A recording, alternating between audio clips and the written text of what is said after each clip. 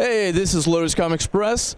We're here at the Kansas City, Missouri, amazing Planet Comic Con, guys, talking to the awesome, the amazing Mark Pellegrino, guys.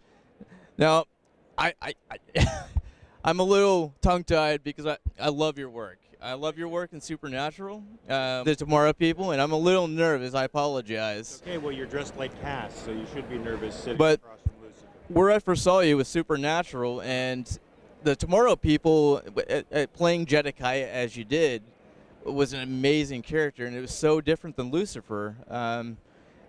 How do you prepare for your characters and stuff like that? Is there any kind of role setting that you do for each character that you prepare for each show? There's no set way that I work on each and every part. The part determines what I do. The one sort of constant in any part I work on is knowing what I'm doing and how I feel about it. And once I set that for myself, the action and how I feel about it, I just leave myself alone and let that work while I'm paying attention to the other person and seeing what they pull out of me.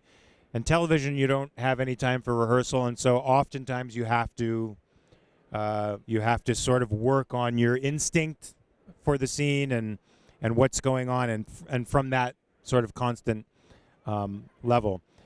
But if I have a part that requires a little bit of homework, like Nick did, or Bishop from Being Human, then I try to do my due diligence. With Nick, in this last season of Supernatural, I wrote an entire diary starting from the death of his family and the possession by Lucifer, and then onward. And that sort of helped spark my imagination and connect me to the things that I'm talking about in the scenes, which often have to do with the past. And with Bishop, I did the same thing. I read the Plague Years because I was supposed to have been turned as a vampire in 17th century England. So I read. Oh, thank you. Yes, James. Yes, Bishop, James Bishop. And so I read the Plague Year and sort of created an entire life for that character, but you don't often have time to do that in most shows. Now, with that, I know that you've played Bishop, James Bishop. You've played Lucifer off of Supernatural. I know you just got done with Anthem, the video game. As far as and as far as the Anthem, is that any different than with voice acting? I know that's a bit different than just acting on a normal character kind of role. Do you have any theoretical suggestions, ideas for the new generation of people that might be actually transpiring into that field, into those two fields of either acting or voice acting? Well, I mean, voice acting, I'm not an expert in it, but I've done some voice commercials, and I did motion capture for Anthem. I forgot that it was called Anthem. Sorry, guys. I mean, I have a small part in that, so I'm actually sort of dropped in the middle of a massive mythology that they try to explain to me in shorthand, but it's so complicated. It just, as an actor, it really has no meaning. That kind of overcomplicated story stuff isn't something that will stick in your subconscious and come out when you're acting. Far Cry 5, I knew the storyline very well and talked with the producers about what was happening and knew where I stood in the family, and so that story was very present to me in every scene that I did.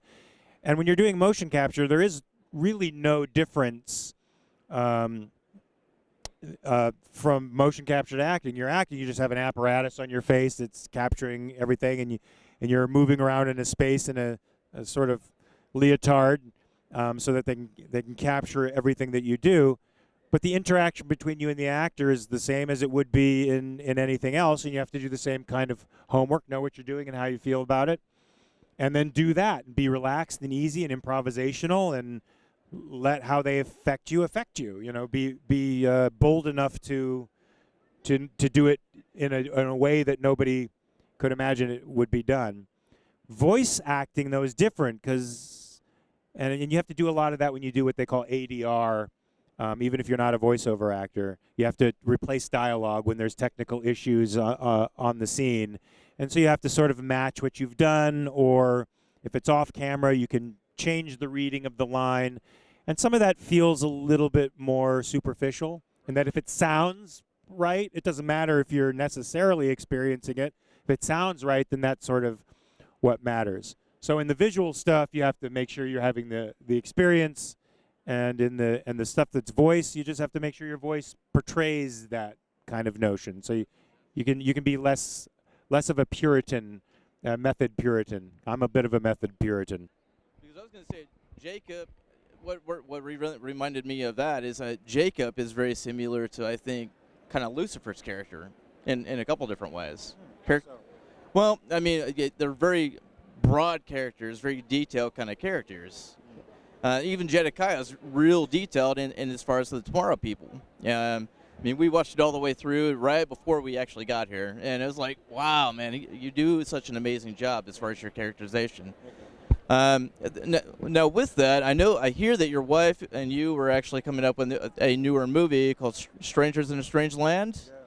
And do you have, like, with working with your wife doing that movie, is there any juicy tidbit details that you're able to release or talk about, or any of that stuff in the interview? I don't know if it's juicy tidbits, but the film was a 4-year collaboration, and sort of the brainchild of my wife, who wanted to make our con circuit even more productive for our filmmaking, and thought, wouldn't it be a great idea to write short films for some of the cities that we visit around the world, and make it about a foreigner in a culture that's alien to them, trying to make their way solve some type of problem. And so, we did actually 12 or 13 films in several different countries, several different cities. 10 made it in to the final cut, I think. And if anything, it was an exercise in willpower for my wife, because she was the one who, I quote unquote co-produced it, which means I wrote a check for the for the films and paid for the stuff. But she produced it in that she got the locations, she cast the actors, she co-wrote the scripts, she directed it while we were there, and had to overcome really big obstacles while doing it. In Brazil, they lost our luggage, not us, but they lost our luggage for 3 days. And we had all of our technical equipment in that 3 days. And that's a place where it's likely to have gone missing forever. But we got it in 3 days. It was a 5-day shoot. We had 2 days to cram 5 days of work in Rio de Janeiro, Copacabana Beach, next to the favelas. Very scary place for a woman alone to be occupying, doing operating a camera and directing it. Luckily, my jiu-jitsu teacher flew over from Beverly Hills and actually was her wingman while she was on the beach. He's an 8th degree black belt in Brazilian jiu-jitsu and speaks fluent Portuguese, so that was great. But she's fearless. She went everywhere, and she was able to cram a 5-day shoot into 2 days somehow, miraculously, and she got a film. So, for me, the stories are in the way that she overcame obstacles every single day, casting obstacles, people dropping out. Because you're doing a little film that doesn't pay. Actors decide not to do it at the last moment. You're in a foreign country and have to figure out what to do. And so somehow she managed to do it because she's really smart. I would have been lost. I'm glad she was there helming the ship. Very cool. Yeah. Well, do you have any, just one wrap-up question, do you have any advice to the new generation of film people that are just now getting their names out there, just wanting to venture into acting, directing, movie making? Do you have any advice for the new generation of people? Sure. Every aspect of the filmmaking world is a craft. And so whichever aspect of filmmaking you decide to get into, whether it's behind the scenes or in front of the camera, make sure you know what you're doing. Study your craft and be the best that you can possibly be at it. If you're going to be a director, there's a great article by Ilya Kazan on directing. It's basically a 10 or 15 page intimidating list of all the things a director should know, which you could sum up in one word: everything. And the same goes for an actor. As an actor, you should be versed in as many subjects as you can, because everything is grist for the mill. And study a good technique. Don't bring your technique to the work, but bring the effects of the technique to the work, and be human. And that's all we can ask of you. Well, thank you very much for your time. Thanks, man. I really appreciate it, and we wish you nothing but the best, man. You're one of my biggest heroes. Come check out Mark Pellegrino, guys. Amazing at every single character I've ever seen him do. Come check out lotuscomics.com. We'll have some information for you real soon about Mr. Pellegrino's work and much more. We'll see you next time. Thank you. Bye-bye.